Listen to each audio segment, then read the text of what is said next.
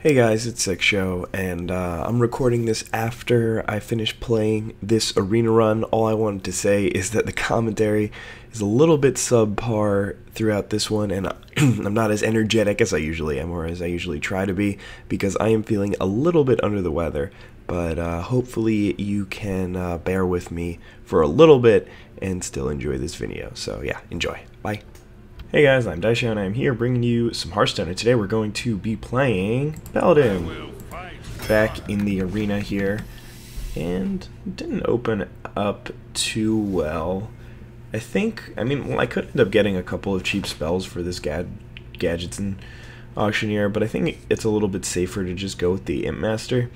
It's interesting when you combine Imp Master with Paladin's hero ability, you get a lot of 1/1s, and so if you have stuff like Cult Master or Stormwind to take advantage of them, then this kind of card gets a lot better. And since your deck's already trying to do something, it's sometimes pretty good to do more of the same. So I'm gonna go with an Imp Master.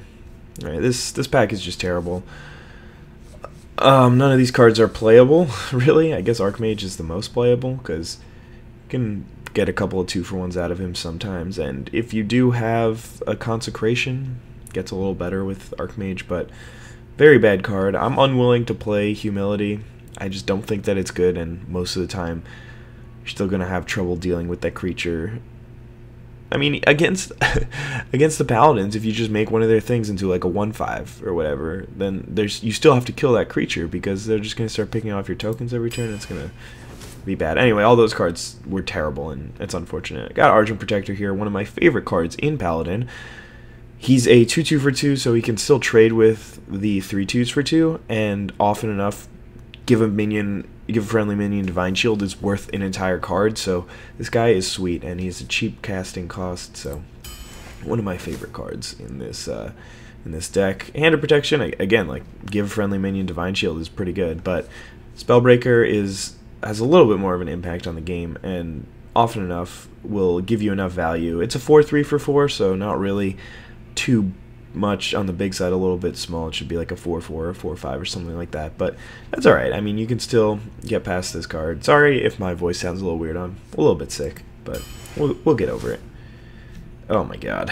I mean, when they give me Redemption and Humility in the same pack, there's not much I can do about it, so I'm going to take the Motion Warden here, even though it's a really bad card. So Guardian of Wings or Chillwind Yeti, Guardian of Kings or Chillwind Yeti. I think that Chillwind Yeti is a little bit stronger, actually probably significantly stronger. I mean, just dropping this thing in the beginning of the game is such a devastating blow for your opponent. I mean, it's so hard for them to come back from this kind of thing. Alright, I mean, these cards aren't god-awful. Blessing of Wisdom is fine. You can usually 1-for-1 out of it sometimes. You can get your 2-for-1s or 3-for-1s or whatever, but I think I'm going to go with Fen Creeper. Brewmaster is a card that when I first played with it, I thought it was awesome, and I mean, it's okay. The problem is he's a little bit awkward, and if you're not returning something beneficial to your hand, then it's often pretty bad. And I mean, at a 5/4 for 4, it's a little bit bigger than you would expect, but in the wrong direction. I mean, a 5/4 is a lot worse than a 4/5 most of the time. I mean, you'd almost always rather have Chillwind Yeti's body than Ancient Brewmasters, but the main issue is that I already have 3 4-drops, and they're all creatures. I mean, Spellbreaker arguably is not really one that you want to play on curve, but the other two are. So I mean, I could take the Brewmaster here, but I think I'm going to go with Fen Creeper. This guy can, he does exactly what you think he would do. He's a taunter, he gets in the way. I'm sorry. He gets in the way and he ruins whatever whatever your opponent's trying to do, and sometimes can get you 2-for-1s. I don't know. I like him. I mean, I don't love it. I think it's an okay card. Alright. So, oh yeah, another thing that I wanted to mention was, even though I don't have that many 4s yet, you get a lot of 4s in Paladin, because True Silver Champion, Consecration, Blessing of Kings, and Hammer of Wrath are all good 4-drops, and they're all Paladin specific. So not really a contest here. True Silver Champion, you can get your 2-for-1 out of it and mitigate the damage. You can just start burning them out. Just a really good card. The others were pretty bad. Elvish Inventor and Fossil Warlord are also decent. I wish I could have had those instead of like Archmage and Motion Warden, but yep, we're going to keep taking True Silver Champions. This one's not very close. Secret Keeper, I mean, it's probably at its best in Paladin. I don't know, maybe not. Maybe it's at its best in Mage, but it's really bad. I mean, almost all of the secrets in Paladin are just, in my opinion, unplayable. And Master Swordsmith as a 1/3 is probably pretty good in this deck, just because he can start beefing up your little soldiers. But to be honest, Kodo is just crushing all of these. I mean, 2 for 1, and you still have a relevant body. 3/5 is better than a 4/4, probably. And maybe not. I don't know. It's a tough one. Anyway, it should cost 4 mana, but then they just tacked on one more crystal, and you get this awesome effect. So, Stampeding Kodo is gonna make it in the deck. Okay, this is just awesome. Tough choice here. Blech, tough choice here. They're all incredible. I think this guy is gonna be the worst because there's no real point in the game where I'm not gonna have 1/1s, but still, I mean, you just get a ton of power on the board. But it stops me from using my hero ability, which is a little bit relevant. And Deathwing is just one of those cards that gets you out of any situation. But I think that just the solidness of Karen Bloodhoof, it just grinds them out, makes it so hard for them to come back and win the game. I think that that's going to take it over the two really, really expensive cards. Sometimes the game ends before you can even cast those. So, I don't know. We'll take Karen. I'm not 100% sure if that was the right choice. Even if I had like 4 True Silver Champions, I think I would still take Argent Protector over Dread Corsair. This card's fine, but I mean, you're still not cheating it into play before turn 4, and they're gonna have ways to deal with a 3/3, so you don't really care that much. I mean, he's an okay card, but I don't think that it's gonna be anything that I want to be doing. And Wolf Rider's fine, but Argent Protector's a lot better. I really need to pick up 2 drops and 3 drops, but I'm just not getting any. So between Blessing of Kings and Hammer of Wrath, I think I like Hammer of Wrath a little bit more. Blessing of Kings is pretty good. At one point I was not so high on it, but I think it's a little bit better. I don't know. You have to use it at the right time. If you use it poorly, then it's one of the worst cards in the game, because you can just like, it often is just 4 mana, deal 4 damage, and then they're gonna deal with their creature with the same way they would have dealt with the creature anyway. But a lot of the times you can get your value. Most of the time at 1-for-1s, I think. Anyway, we'll take Hammer of Wrath. Pretty good. Alright, so another 3 garbage cards. Elven Archer, I think, is the least garbage of them. Lord of the Arena is too expensive. I don't need a 6 mana 6/5 taunt. Like, it's just not something that my deck ever wants. And Blessing of Might most of the time is just going to be a 0-for-1. Like, you don't get your full card, you don't get your full value out of it, because you just make a smaller creature trade with a bigger creature. And I mean, there's some value to be had there, but not an entire card's worth. And Elven Archer is probably similar to Blessing of Might, except you get to keep a 1/1. I don't know. Maybe Blessing of Might should be the pick, but I think I'm a little bit more comfortable with Elven Archer. Alright, so this guy is obviously the best card in the pack, but I'm going to take a Monty Berserker because I need 2s. Still only halfway through the draft, so I can pick up a lot more, but as I was saying, my 4-drop is looking pretty full already, though, I mean, True Silver Champion, actually I do kind of want to play True Silver Champion on curve, but Hammer of Wrath, it's also not so bad to play on curve. Yeah, anyway. Ravenhold Assassin and Pint-Sized Summoner, it's a tough choice, but I think I'm just going to go with the Pint-Sized Summoner. It can trade for 3/2s, which is fine, and as long as my opponents aren't running 2/3s, which there are less of than 3/2s, then, and they're less desirable, at least. Alright, so another 3 cards that I'm not too fond of. I think Argent Squire is probably just similar to Light's Justice, except you don't take any damage, and you get a little less uses out of it. But often enough, Light's Justice just either gets oozed or just you waste some of the charges because you need to play a True Silver Champion instead. So I don't know. It usually doesn't get you too much value, and you end up taking a lot of damage with it. But it's not a terrible card. I mean, all these cards are not like in my lowest 5%. They're probably all within like 25 to 50.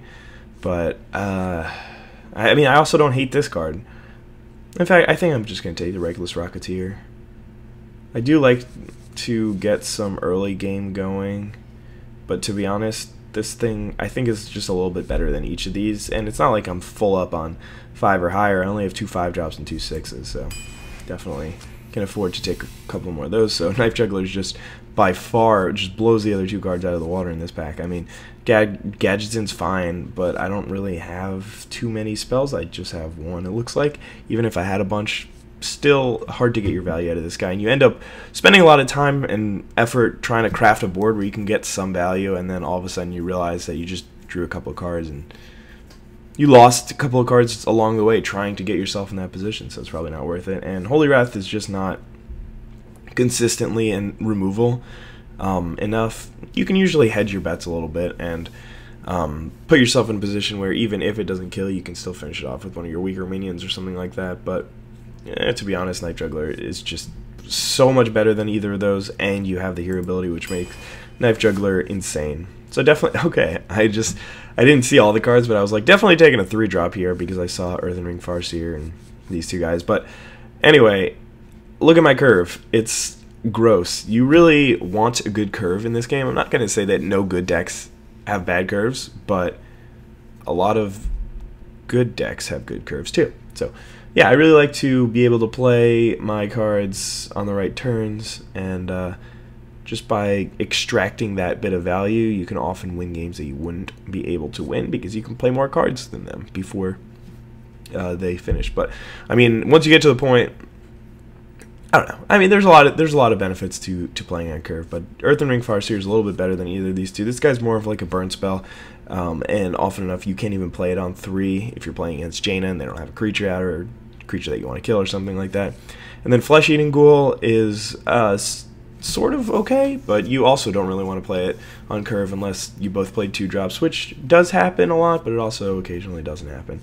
And Earthen Ring is a pretty reasonable sized body, as a 3/3 for 3, and its battle cry can often get you a lot of value. Okay, so Mana Wraith and Mana Addict are both 2-drops, but neither of them are really pretty close to playable, whereas Twilight Drake is just a pretty good card. So unfortunate, but you can't really take the card for the curve there. Darkscale Healer, I think I was reading Trump's ranking list, so he came out ranking all the neutrals, and I'm pretty sure that Darkscale Healer is the card that I disagreed with the most. I'm not sure where he put it, but it was definitely way down there, and I think that this card is like fine. I don't think it's great, but I think it's kind of just fine. And I mean, you have upside in that if you heal your creatures, you get insane value, and just gaining a couple life is often pretty good, and it's a 4/5 for 5, so it's a little bit smaller than you'd hope for. But I mean, when you compare it to Chillwind Yeti, you just tack on 1 more mana for restore health to all friendly characters. And while you wouldn't want to play a card that says that, adding that for 1 mana to a spell is not so bad. So I think that this card is pretty good. I don't think it's one of the best cards in the game, but I do think that it didn't get enough credit in that review. Alright, I only have 2 True Silver Champions, so South Sea Deckhand's not really something that I can go for. Murloc Raider is just strictly worse than South Sea Deckhand because I don't have anything that affects Murlocs. So I'm going to take the Blessing of Kings, which I think is a reasonable card. Ventrico is a lot better than Razorfin Hunter. Yeah, this is a tough choice. I think I might just take the Razorfin Hunter, though. Really wanting to be curvy. I just don't have, like, alright, so 2 of my 2-drops already. I really only have 3 2-drops. 2 of them are Argent Protectors, man. This is bad. Okay, Raging Worgen easy. These 2 cards are not really even considerations. Managed to pick up the Ventrico anyway. Now I have a choice between a really good curve or my only Consecration that I'm going to get. I'm going to take the Consecration here. Shattered Sun would be great in this deck. Area of Effect is the most important thing in this game, and I can't really pass it up. Probably Frostwolf Warlord just for the curve purposes. Gnomish Inventor might be a little bit better, but I feel like I'm going to be playing from behind a lot, and this card is not that good when you're behind. It's not so bad, but I don't know. I think Frostwolf Warlord's a little bit better than him in this spot. I'm going to take another Argent Protector. Fortunately, not really the 2-drop that I was looking for. Got this pick again. I think this one was a different card last time. This time I'm going to go for the early game Argent Squire. And then finally, If I had taken that thing, I would definitely be taking the pint size here, but as it stands, I have 1, 2, 3, 4 cards that I can make cheaper with pint size. And Arcane Golem, I mean, Demolisher's fine. Yeah, I'll just take a Demolisher. It's not great, but... Alright, I don't think this deck is very good. It doesn't have a good curve, and the powerful cards don't synergize well. On the other hand, I do have a Cairn and a Ventrico, and it's not like my curve is god-awful, it's just not great. There are a lot of bad cards: Ardent Squire, Elven Archer, Pint-Sized, Razorfin Hunter, Mogashin Warden, and Archmage, and Reckless Rocketeer. So definitely some cards that were like wasted because just didn't get a good selection. That being said, I think I can probably take this game to between 5 and 7 wins, hopefully get to 7. But yeah, anyway, I'm about to sneeze, so I'm going to pause the video and be back with the gameplay. Hey guys, back. Playing against Malfurion. Should be a pretty exciting matchup. Really bad starting hand here. Definitely don't want either of these. Twilight Drake as a consideration. Yeah, I think I'm going to keep the Twilight Drake. I really do want to get a 2-drop, but this hedges my bets that if I don't find a good 2-drop to play early on, then I'm going to have a really powerful turn 4 play because I'll have drawn a bunch of cards. Alright, so obviously Elven Archer, you're mostly playing it for the battle cry, so there's almost never a reason to just play it out unless you can take something out with it. Just going to make a 1-1 here. If he just shapeshifts off and attacks into it, then that's wonderful for me. That just means that I'm not falling too far behind, even though I have a mediocre start. And, that's a tough one here. Tough one to go ahead and beat. Alright, so make another 1-1, and then next turn I can start playing the game, I guess. I'll play a Twilight Drake into a Darkscale Healer into a Cairn, most likely. Maybe not Darkscale Healer if I'd get a different 5 along the way, but, I mean, it's looking okay, I guess. Not great. Building up all these 1-1s isn't wonderful either, because they just get group killed by swipe. So I guess he's trying to figure out if he wants to start shape-shifting and beating my beating down my Silverhand recruits, or developing his board. And I really hope that he decides that he wants to shapeshift here. Alright, so he's going to play a 4-drop. Gnomish Inventor. Alright, that's okay. That's not great for me. He's going to be able to make it a 3 and then a 4 on his turn. But we have ourselves a 4/7, I believe. Yeah. Alright, we'll attack into that just so that I can drop an Elven Archer next turn and finish the Swordsmith off, which is kind of an issue at this point. I mean, I don't really want him to start giving +1 to all his creatures. So taking it out here wouldn't be the worst play, even though I would have to skip a 5, but I mean, it depends. If I can get a good Divine Shield off with my Twilight Drake, and then I can play Ardent Protector and Elven Archer and Reinforce, and then set up for Cairn for next turn. Opponent doesn't really have any... Oh, actually, it's got Keeper of the Grove, which is pretty good. Well, that's what this deck is missing. I didn't get any Paladin rares or epics. Just got a couple. I mean, I got a couple of the good cards in Blessing of Kings and True Silver Champion and even a Consecration. A few Ardent Protectors, but alright. That's okay with me.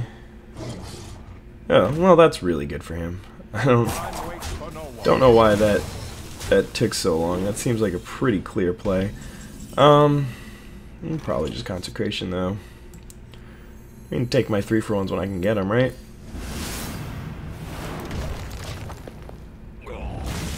That being said, that kind of Consecration doesn't put me ahead, because yeah, sure, I'm up. No, yeah, I'm up 1 card, but that doesn't really matter because he gets to play the first thing afterwards. But I guess this is doing a pretty good Chillwind Yeti impersonation. Alright, so could be a mistake here, but I'm gonna go ahead and drop Venture Co. I still have Blessing of Kings to play, and Argent Protector's not completely out of range yet, so, or rather, I could still play this next turn, so it gives me a reasonable chance to do that. And if I just drop Cairn, then I let him use Dragonling Mechanic to basically just trade for half of this card, and by utilizing the Elven Archer, I made this card a lot worse. And basically he played like a 2-drop, and, oh, I guess 3-drop, I don't know. Anyway, it definitely cuts a lot of the power of Dragonling Mechanic if you kill Mr. Bitey right away. God, I can't even talk. This is just a bad idea. I should not have started commentating. Anyway, waiting on Malfurion here. See what he's got to say. My opponent is definitely calculated, playing slow, making sure that he understands what's going on with the game before he makes any plays, and I can respect that. It's just a little bit annoying to play against sometimes. Alright, so he's gonna... Oh, wow. I don't think I could have hoped for anything better than that. No, I don't know. Basically, I took control of the board, and I get to drop Cairn on an empty board. Pretty happy about that. I could have also just like played Reckless Rocketeer and started pressuring his life total, but that doesn't really make much sense. He's still at 27, and that just gives him the opportunity to like Wrath this or something silly. Just take it out for a much cheaper card. Alright, so I can do my super combo here. It's a little bit risky. Or, well, what else can I do? I can drop that. No, this is the best way. Unfortunate, because if he has a silence, then this is a lot worse right now. But because then not only does he get rid of the summon, but he also gets rid of the Blessing of Kings. But I'm kind of hoping that he doesn't have that. This play was too efficient, and it puts him in such a bad spot if he doesn't have the silence that I don't think that I think it was worth it. I mean, I guess I could have just dropped the Reckless Rocketeer and then run the first. I don't know. That just sounds a lot worse. Okay, well, I could have played Reckless Rocketeer and Argent Protector this, run the Rocketeer in, and then run this guy in, or even the other way, keep the Rocketeer around. Either of those plays would have probably been better because they're better at hedging against a silence, and that probably makes them better plays. So it looks like he doesn't have a good way to deal with this 8-9, which means that I'm going to start killing him with it. Alright, sure, you got yourself a nice little combo going. But fortunately I have a Dark Scale Healer. And yep, I think it makes sense to do this as well. I do lose some value in losing my best way of dealing with best way of dealing with like what he's about to play on the board that he can't play around, because my opponent obviously can play around the minions that I have on board, though it's not very easy in this spot, but he can't really play around what I've got in my hand to affect the minions. I mean, he can to some extent, but for the most part it's pretty difficult. So he's going to be able to take out that weapon. Not too big of a deal here, though. Still has the Argent Commander, obviously, but that also is not very good on this board. And I am definitely threatening lethal next turn. He's probably just going to shapeshift, eat that. And then we've got, for sure, lethal. 12, 14, 19 damage, and he's only at 16 health. So, yeah, Reckless Rocketeer getting the job done. But, I mean, realistically, this is a game that I was going to win no matter what.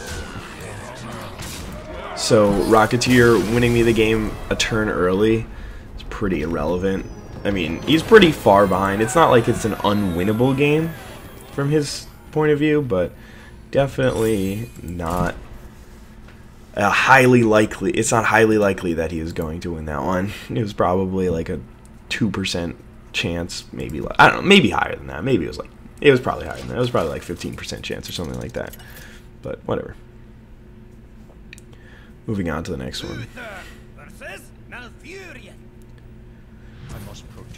Alright, another bad hand. Man, it is so much more stressful to play Hearthstone when you don't have 2-drops in your deck. But, I mean, oh god, I can't even talk about it. It's too raw, the memory.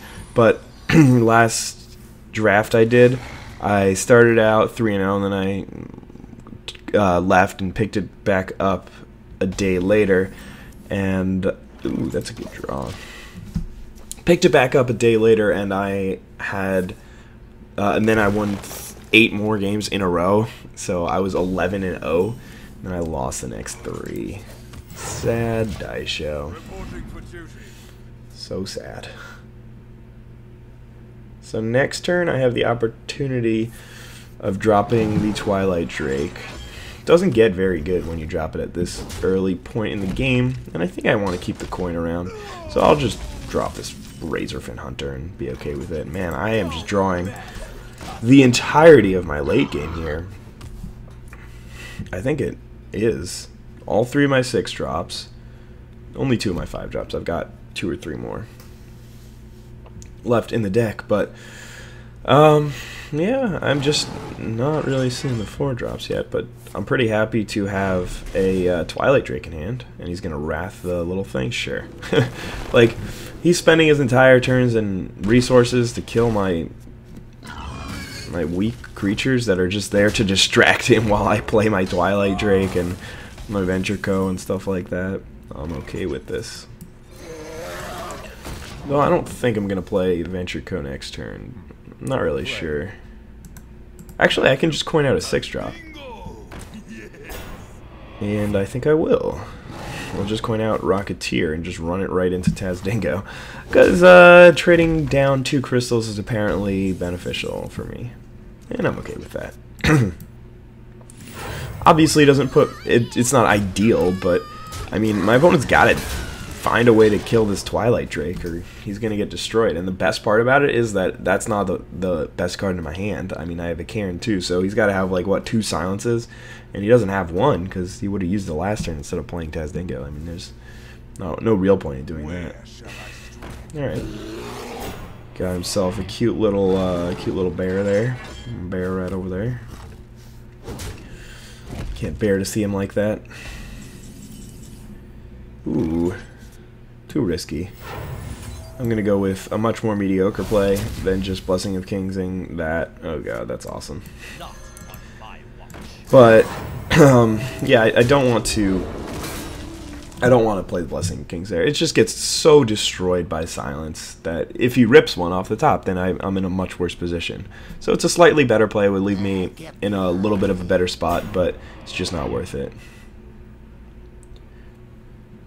So you have another thing to pump this, or is that just a really bad play? Oh god.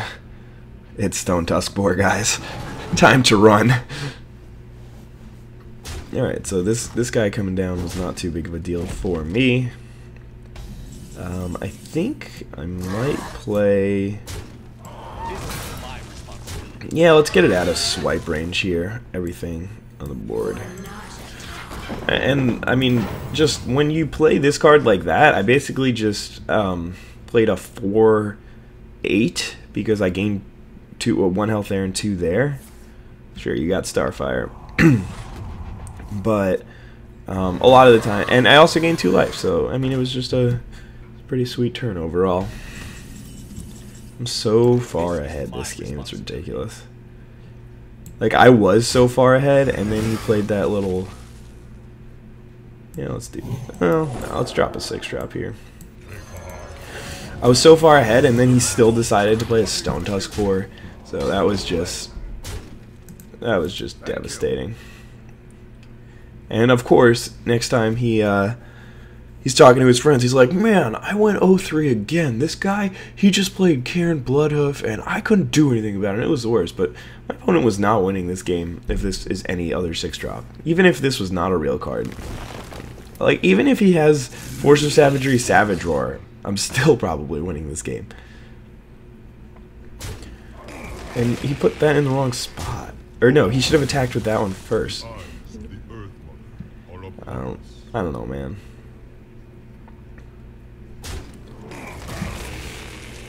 Okay. Still just so ridiculously far ahead in this spot.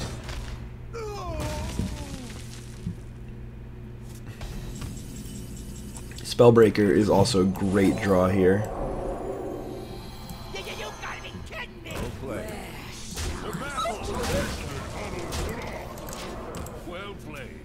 Oh, I meant thank you. Whatever, who cares? I don't even know what's going on anymore. Talking is a lot harder than I thought it would be. Oh man, it's adorable. It's a Larmo bot. Alright, well, I think he's dead. Let's see. This is gonna be 11, 16, 17. But I can't do that. Unfortunate. But what I was trying to do was silence one of these and then attack him, but I don't think I have enough damage. Let's just try this. 11, 16. Yeah, I have 16 damage. And this would be the 17th, but I can't cast this and Spellbreaker this turn. So instead, we're just going to win next turn.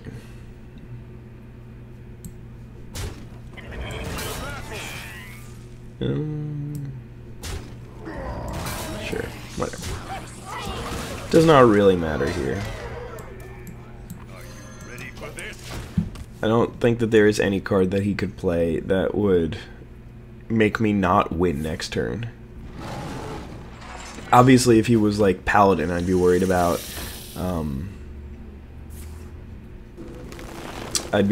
that Consecration Inequality or like Wild Pyro Inequality or something, but I don't know. I mean, he's just dead on board. I don't even need to play the Spellbreaker.